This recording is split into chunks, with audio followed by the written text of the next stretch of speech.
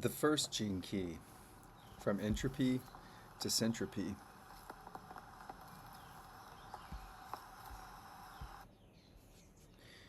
The first shadow, entropy, the dance of Shiva. Once upon a time, perhaps even an eon ago, in a land now become a myth, a young man sat in deep reverie beside a great river. Although this river no longer exists today, legend tells us that its descendant may well be the great Yangtze River, which flows through the heart of the land now known as China. Our young man gazed out upon the sinuous, soft waves as they lapped the shores by his feet, when all of the sudden a small turtle emerged from the great green mother lode and, drawing itself proudly out on the water, sat down beside him to share his gentle contemplation. For some considerable time, neither party spoke, until finally our young man, evidently on the cusp of some great universal epiphany, exclaimed to the little turtle in a great and wondrous sigh, "Ah, little one, what's it all about then?" Rather to his surprise, the turtle revolved in a half circle and nonchalantly turned its back on the young man, whilst continuing to sun itself lazily and silently. The young man gazed intently at the little creature's back and the intricate interlocking patterns and plates of its shell, drying in the spring sunshine. As he gazed, a strange thing began to occur to him. The more he looked, the more he understood the nature of his question. And so it was that he gave himself up to the moment and gazed with all his heart at the little turtle's back. Slowly, almost imperceptibly, everything began to evanesce and disappear. First the turtle, then the cosmos, and finally the young man himself. It is said that when the young man regained consciousness several hours later, the turtle was gone. Ever since that day, humanity has had a means of understanding even every aspect within the universe. It was discovered in the interlacing patterns on a humble turtle's back. And in time, it became arguably the most profound knowledge ever discovered by a human being. It became the I Ching.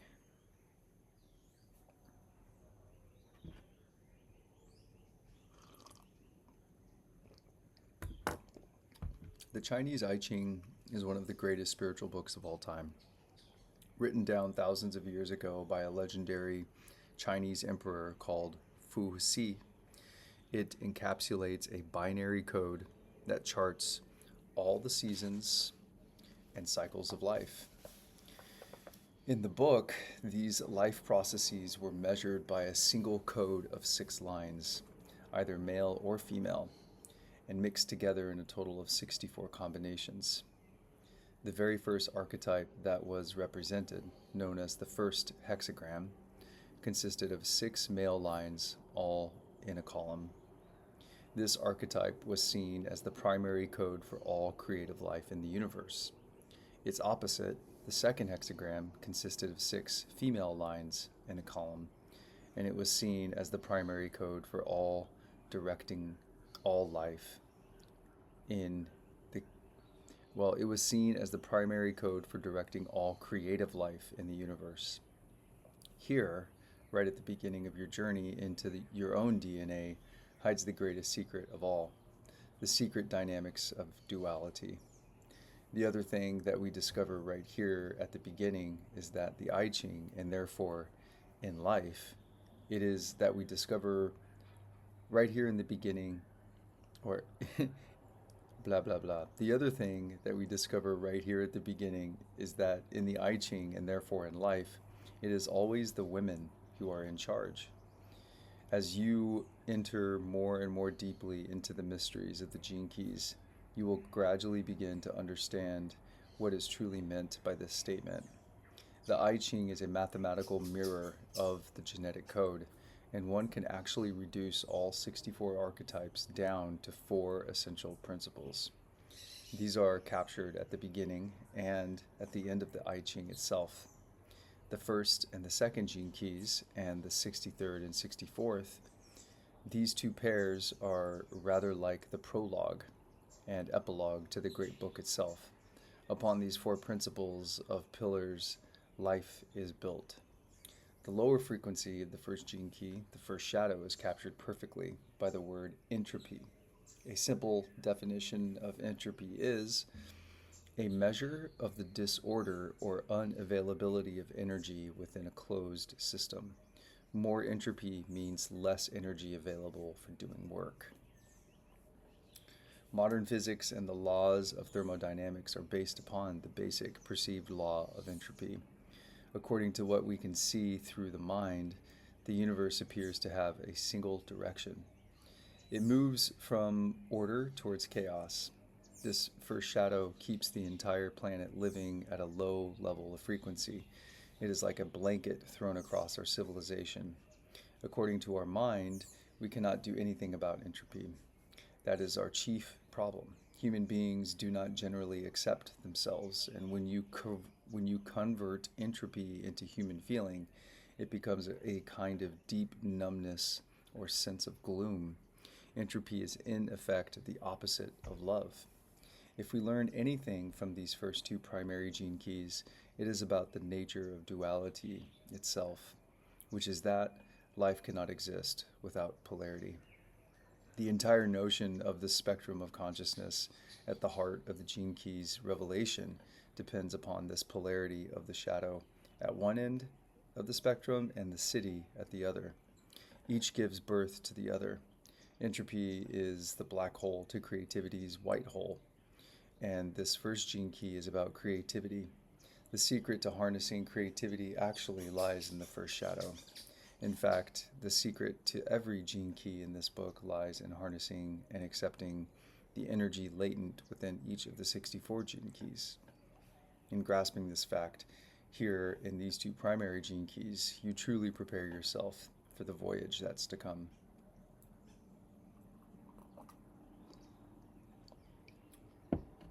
What is the meaning, then, of entropy in your life? As was just mentioned, entropy manifests in human beings as numbness, and this numbness is actually an extremely fertile state of awareness. First of all, you have to understand that it is a chemical state, and secondarily, it comes on suddenly, and accepted and fully embraced, it passes just as suddenly. Entropy and creativity are an internal dance played out within the universe we inhabit.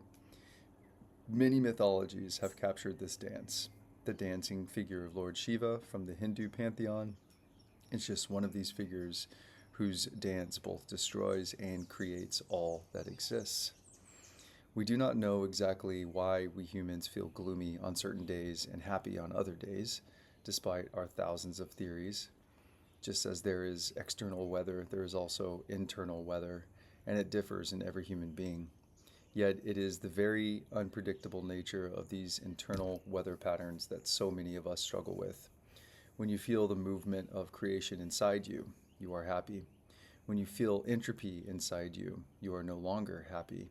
This continual interplay of energy in your life makes you want to always maintain the happy side and escape the gloomy side. Herein lies the greatest flaw in your nature and the distortion of the true energy of entropy into depression. The first shadow appears in your life whenever you feel flat or sad or low. This is a chemical process that the body enters into. And if you try to comprehend it, find a reason for it, or worst of all, try to fix it, then the natural process will not complete itself cleanly. If you resist this state mentally, one of the great dangers is that you will interfere with its process and fix, quote unquote, it inside yourself as depression, because this first shadow triggers the chemical process that can lead to depression. Most depressive states are the result of resisting certain shadow frequencies within our genetic makeup.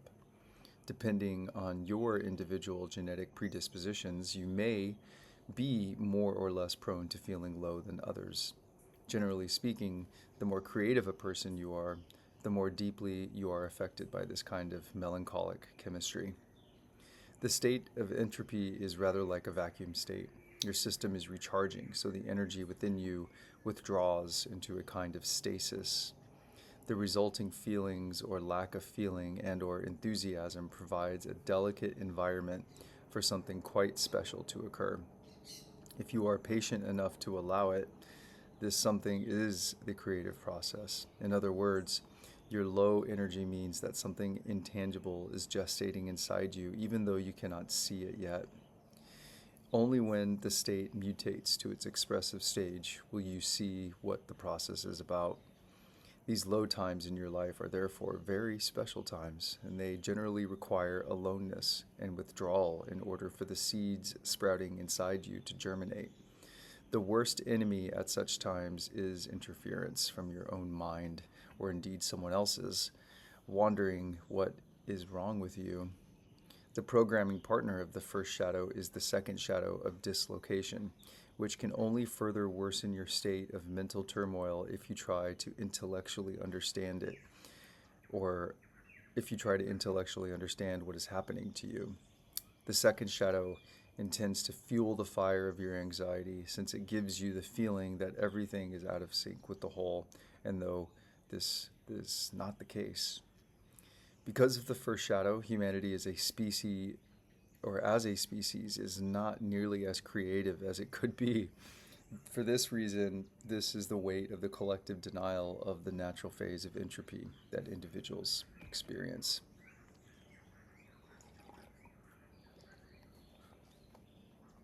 This shadow can only be resolved and accepted at an individual level, which takes a great leap of courage, patience, and trust. When you suddenly find yourself blind and lost, the best thing to do is to stay still and allow it to pass gently through your system, giving it the minimum mental attention possible. This deep acceptance of entropy as natural in your life will eventually allow you to unlock its true potential and in time transcend it entirely.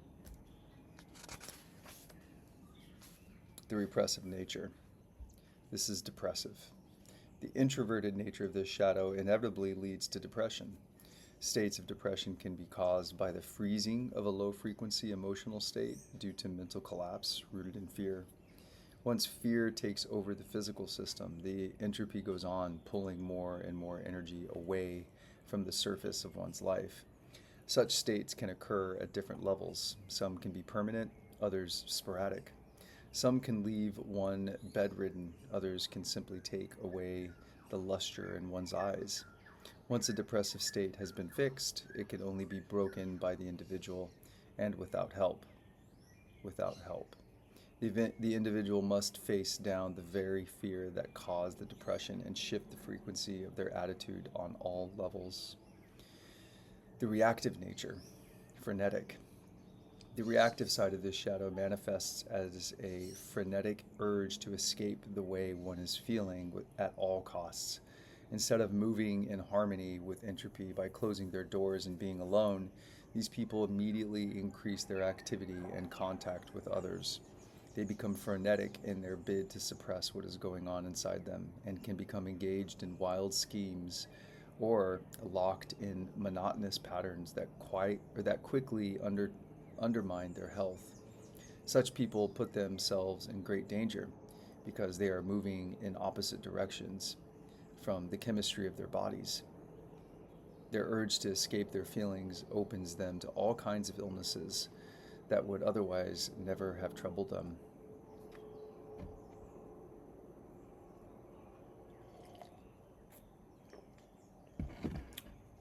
Moving on to the gift. The first gift, which is freshness, the beauty of melancholy. In most of the ancient creation myths, one of the first manifestations of life is seen as light. In the Bible, In Genesis, this is forever implanted in the Western psyche through the clarion call, "Let there be light." This first gift is rooted in the notion of light as the manifestation of creative energy in the universe. One of the other common creation myths is based upon sound, captured in the above words spoken out loud by God in the Bible.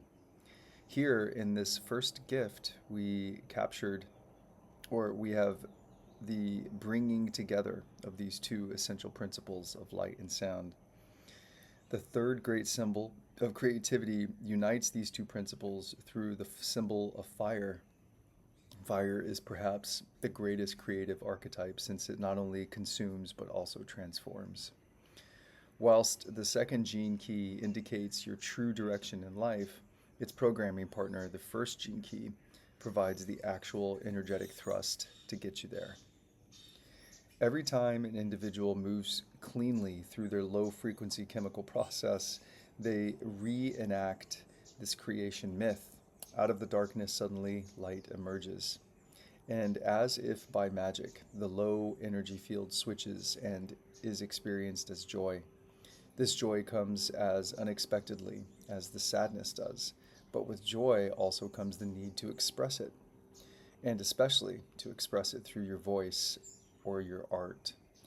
This first gift is called the gift of freshness, because whatever emerges out of its numbing chemistry field is absolutely new. Every word for every gene key is highly specific, and the word freshness is different, for example, from the word newness. Freshness conveys aliveness, as though it refers to something burning with an inner fire. This is exactly how people empowered by the first gift express themselves, as though surrounded by a halo of something brought with them from another world. This first gift can perform wonders within small organizational groupings. As you raise your frequency through this gift, you become a person likely to be singled out by others as a natural-born leader. At the same time, you will find yourself reluctant to assume any leadership role, since you are not in the least bit interested in being followed by others. All the first gift of freshness really wants is to express itself fully through you so that you can enjoy watching the impact you have on others. As this gift awakens inside your DNA, you will find that you automatically inject life and light into any group of people you are a part of. For this reason, it is the domain of the family, compact team, or intimate group where the first gift is designed to excel. Freshness is a gift that needs the right environment in order to bloom. It needs open-minded people who give you center stage exactly when you need it. After the fresh energy has been released and your creative impact has been felt, you will usually need to retreat as quickly as possible in order not to spoil the power of your release. Your secret lies in the knowledge that fresh flowers soon wilt. For just as your light can infiltrate any group bringing inspiration and joy, so can your melancholy equally draw energy from the very same group.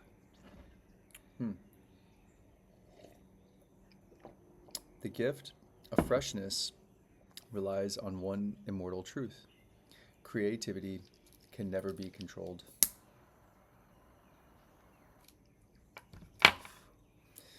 It simply comes when it comes, and when it is absent, there is nothing for you to do but wait and relax.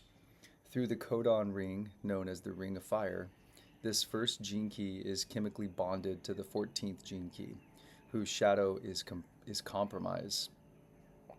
When your creative fire is burning, everyone wants to gather around you and partake of your warmth and inspiration. But when your fire dies to a mere flicker, it is as though you become unnoticeable. If you then try to rekindle your creativity through force of will, you will only end up making huge compromises, both with yourself and with others. For you, life is either fully engaged or completely at rest. If your life is marked by such a creative pulse, you will probably have a strong genetic activation within this first gene key.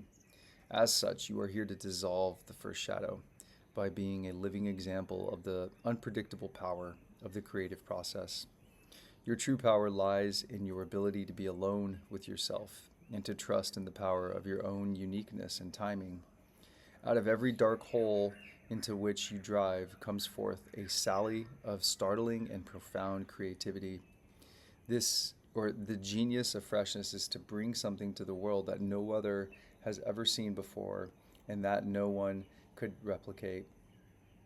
That the very first gene key in the book of life inside you is dedicated to creativity speaks volumes about the human psyche as a whole. We are designed to overcome the shadow states inside of us so that our true genius can emerge and we can add our spirit to the world. It is through individual creativity that all diseases and negative patterns will eventually leave this planet. This is the true meaning of freshness. To be clear, or to be a clear vessel for the creative process so that evolution can move through you and find its way towards a permanent state of eventual love, beauty, and unity.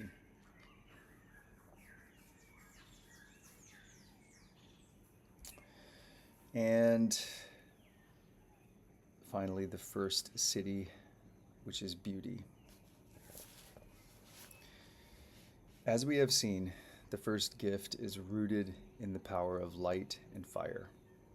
Here at the Siddhic frequency, this light is all that exists. And as it shines through a human awareness, it becomes what we call beauty. Beauty is the reason for life, and life is the reason for beauty.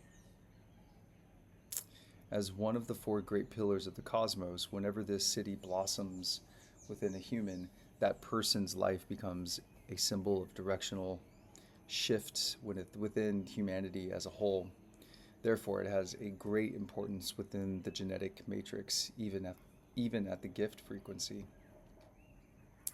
These four cornerstone gene keys mentioned earlier, the first, second, 63rd, and 64th, at their highest level represent a divine archetypal foundation that has been sensed by many different cultures and is embodied in the mystical literature of many diverse pantheons. These four principal energies are known to Kabbalists as the Haoth Hai Kadosh, or four holy creatures, and are also embodied in the Tetragrammaton, the so-called mystical name of God.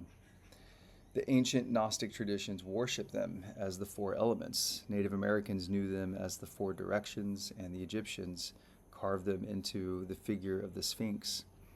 The Chinese I Ching, which is the cornerstone of the 64 gene keys, has its foundation in four bigrams, universal principles that underpin the entire foundation of life in our cosmos. In our genetics, the principle of these four archetypes is reflected in the four bases, the four key letters out of which all genetic language is created. In light of all these correlations, we can see the great importance of the first Siddhi to our species as a whole. In human beings, the first Siddhi is beauty, and as with all Siddhis, it is also true beauty when manifested and realized in a human being, presupposes a state of union with the totality. The union or oneness is not like anything we can imagine. Its beauty lies in the fact that it is simply so natural that it cannot be expressed. Every time it has been expressed, it has been misunderstood. The only way to understand the Siddhic state is to die into it, and that means you must die into beauty. The moment we humans look at something or feel something and proclaim it as beautiful, we have divided from it and left the state of unity. This is not true beauty, although obviously it has its reflections on the lower planes. True beauty is emptiness. There is no one to comprehend it and nothing to feel it. It simply does not exist, and that is its paradox. It is not true beauty if one can be spoken of, copied, or shared. It is unique and inexplicable. Beauty is the expression of unity in human form.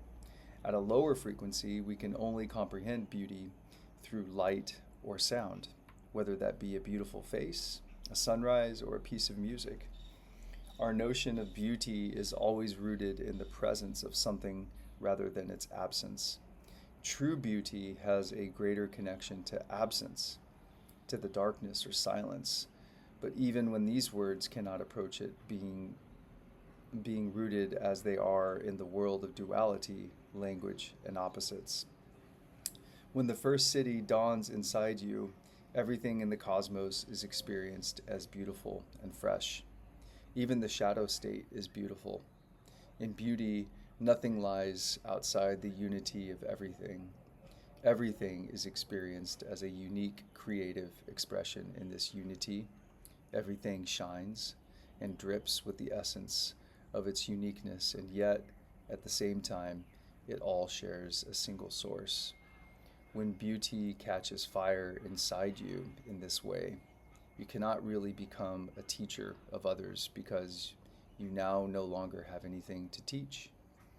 How are you possibly to teach the experience of beauty? It is a fire that can only be embraced. Thus, the only fate left to you is to live your life as an example of what humanity will one day become, and your expression of that beauty in form will become a testament to our common future. To be awakened in this way is to become a great inspiration to humanity. It is, or rather, in the past, many such people have suffered greatly at the hands of the masses. To be so dangerously unique and beautiful is to draw fire from the forces of jealousy and denial.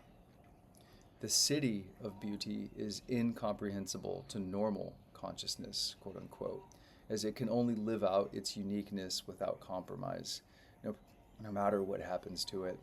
Thus, it endures in our mythologies and often becomes attributed only to our deities. It is the creative Promethean fire of the gods that is stolen by those few who have the courage to be obliterated by it. It is the primal masculine creative force within our universe and is embodied in the great lingam or penis of Lord Shiva, as well as our all great cultural symbols of male fertility. Ironically, beauty becomes enshrined as something outside of us, of something we should aspire to, of something we can never really attain whilst alive. In truth, beauty is our nature. It is right here, right now, inside each and every one of us. It is paradoxically found both in our absolute ordinariness and our utter extraordinariness.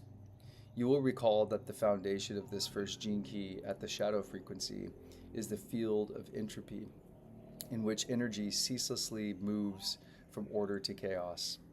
Well, at the Siddhic level of frequency, where frequency itself is obliterated and transcended, we find ourselves in an eternal field of syntropy. Syntropy refers to the movement of energy within infinite dimensions, all imbued with consciousness and all united by order and love. All imbued with consciousness and all united by order and love. When the inner divine fire is released through your DNA, you become capable of miraculous power. The codon ring of fire unites the two cities of beauty and bounteousness, the 1st and the 14th gene keys. As such, it represents the energetic germ at the heart of creation and the purpose of existence itself, to create that which is endlessly beautiful and to imbue it with the awareness that is endlessly beautiful.